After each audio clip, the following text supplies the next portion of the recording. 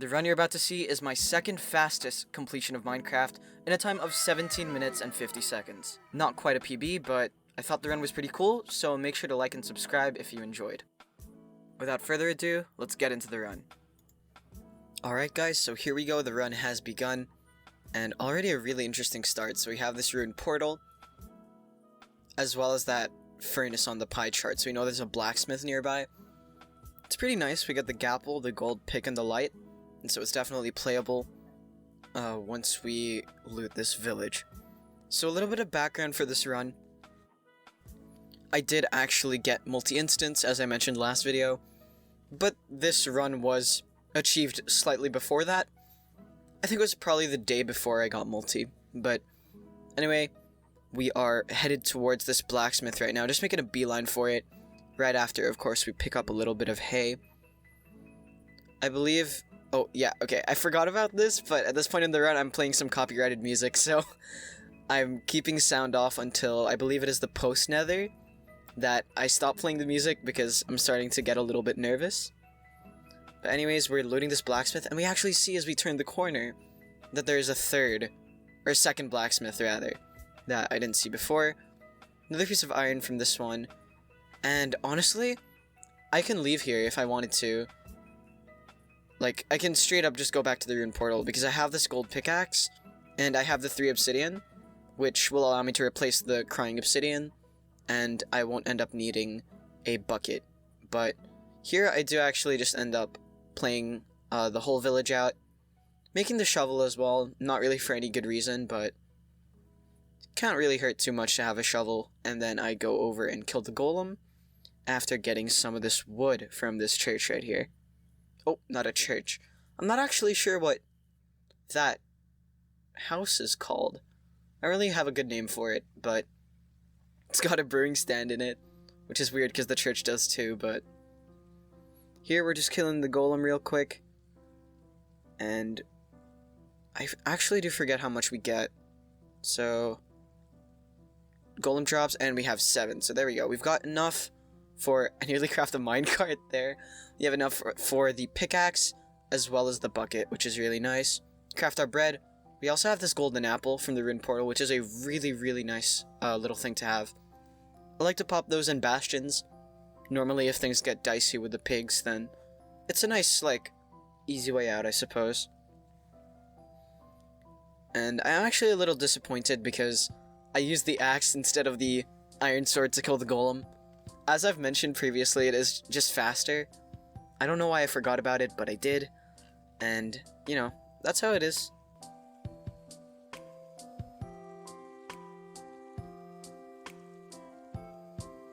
We're entering currently at a pace of 3:30, so definitely one of my slower enters by this point.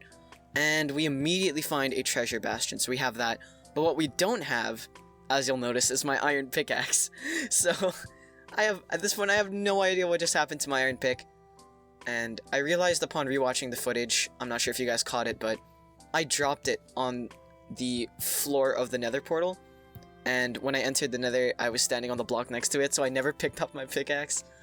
But anyways, we get it back, and here we're doing a little bit of digging into the terrain. Gets me a bit closer to the bastion. I'm on this little ledge here, and it also gives me some blocks, so I can traverse this area a bit quicker. So nice play there using the gold pickaxe. Now I'd say we're probably digging into the wall a bit too much, but it's really not too big of a deal. So now we're entering the back of a treasure bastion. And the trend continues, guys. Treasure bastions have showed up in at least like 50% of my videos. I think like 50% of bastions in my videos have been treasure. I really don't understand the phenomena behind this. If someone has like a scientific explanation for this, please leave it down in the comments. I really don't know why I keep running into treasure in my runs. Oh, yeah, so again, like I said, this was a couple days before I got multi, or the day before, somewhere along that line in time. But at this point, I'd not learned the right boomer route yet, so I'm still doing the ninja brain route, where you mine into this wall and get the pigs into this hole behind the gold block. So, pretty interesting route that I take here, but it's pretty par for the course. given that I didn't know right boomer, and honestly this route isn't too bad. It's just down to how you play it, I guess. So here we get a couple piglins into the hole and we head up.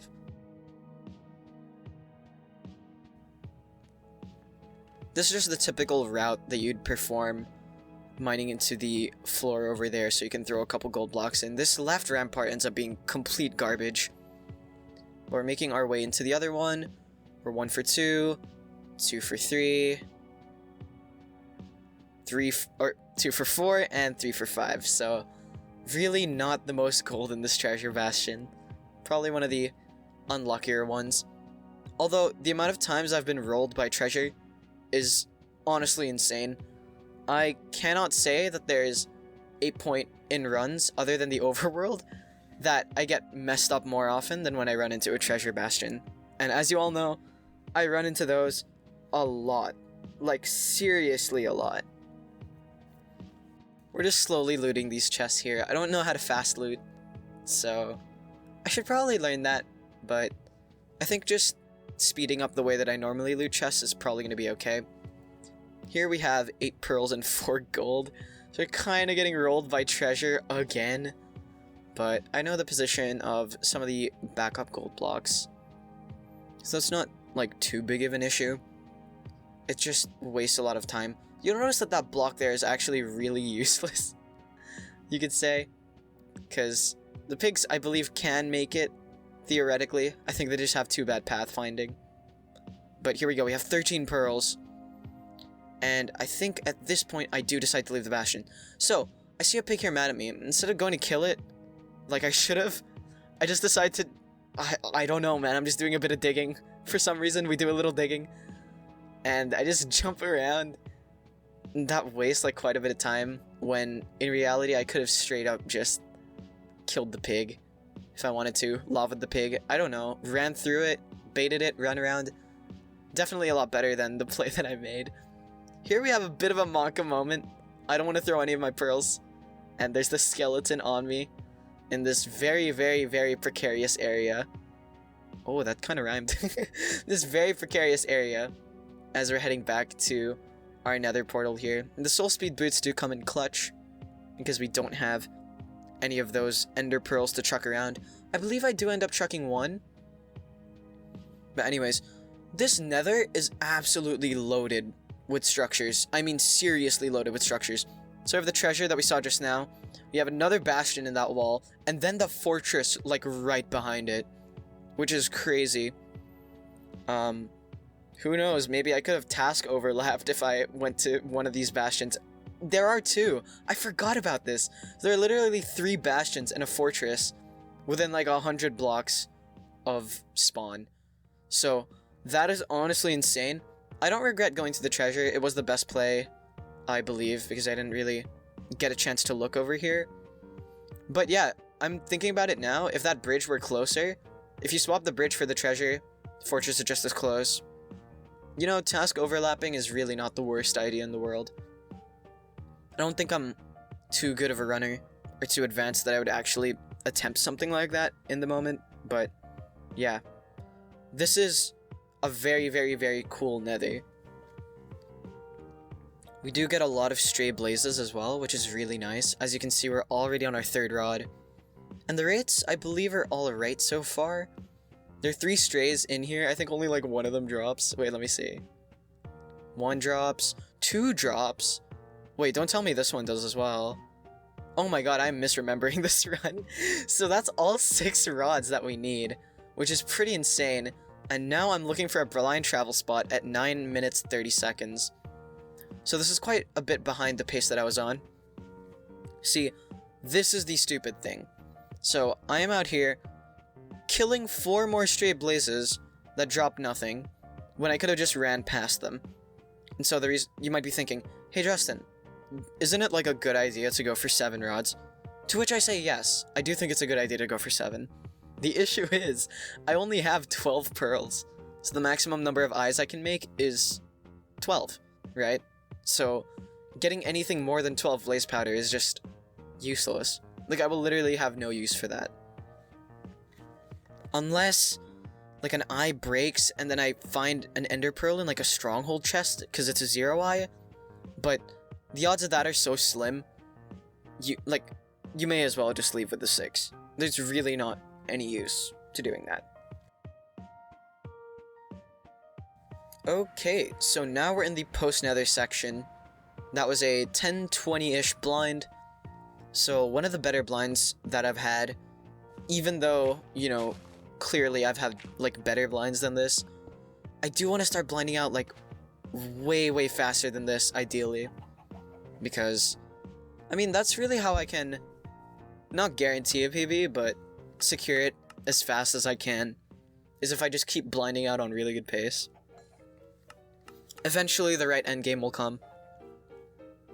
But here we chuck our first eye, as we're doing this little distance estimation. I have so much more bread left over.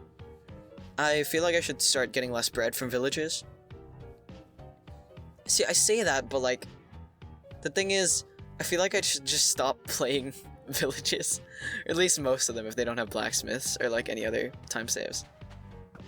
We're pillaring up here. Chuck our second eye as a creeper is quite mad at us at the bottom of this pillar. Take the angle, not too precise, but somehow we get 100% on the certainty. And yes, guys, this is a 300 block land blind, which is honestly pretty insane. See, I say like, oh, I hope one of these end games is nice to me. This is honestly pace right here. This is honestly pace. Like, it could very well be. Maybe not quite to sub 15. Probably not to sub 15, but it's paced to be something, right? It's paced to be like a PB.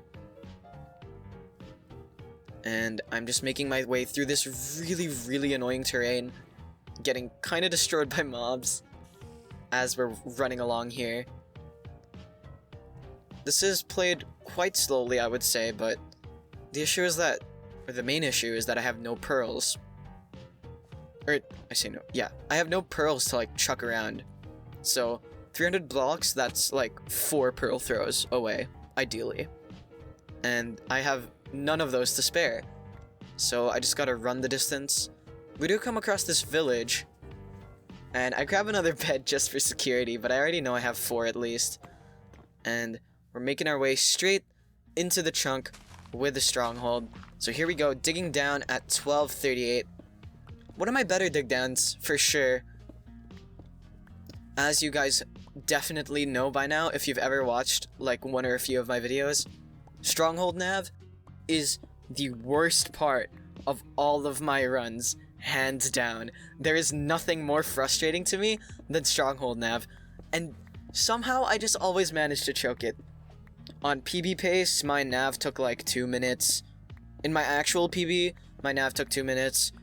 And the one time my nav went well is, well, if you guys have seen my last video, you know what happened. Spoilers, I had 11 eyes of Ender and it was a 0 eye, and I had like a really good nav. So I'm really annoyed about that. But nav in any like playable run that I have is always the worst part about it. And you're about to see why. So I see that there's nothing bottom middle, and that left side over there looks really scuffed, and that it looks like an area where like there's like overlapping terrain. So I'm not going to be able to judge how many rooms I am away. So that's why I'm like, I probably shouldn't go there. And you know what that means? It means the portal room was definitely there. If I didn't decide to go there, that is where the portal room is. It's kind of like the Murphy's Law of Stronghold Nav. Like, whatever can go wrong will go wrong. If this portal room is left, I am most definitely going to, like, go top right or something. So, I completely exhaust all of these pathways one by one. I don't think I'm even room counting very well. I mean, I'm still turning back at some points, but... And we find the portal room. So, this is the other really infuriating part of this run. So, I think that I only have 11 eyes because an eye broke, and I'm about to give up the run. I even like tab out there for a sec, not realizing that I just didn't craft the last eye. So, incredibly bad brain fart Nitro Justin moment right there. So, I mean, I don't really know what to say about that. I think I lost like a good 15-20 seconds there just staring at myself in double F5. So that was pretty annoying. Narrator, options. Of course the annoying narrator is there whenever you least want it to come up. I don't think that's the first time that the annoying narrator has featured in one of my videos. But honestly, if I entered the end just a little bit earlier, say I had a better nav, or even I didn't do that stupid thing in the portal room, this could have not easily PB'd, but with an insta-perch there was definitely an opportunity. So I'm not very happy about that, obviously. The dragon here doesn't look like it's going to insta-perch, and it's straight above me, so I know I have a little bit of time. Here we see it going towards the opposite side, and I'm like, holy crap, this is the perch. And it takes like a whole nother minute. As you guys see, the dragon is about to perch. We're approaching that time where the run ends. And here we go. Dragon snaps. And alright, that's pretty much it for this run. So once again, please do like and subscribe if you enjoyed. I really do appreciate you sticking around until the end. And until next time, enjoy the one cycle.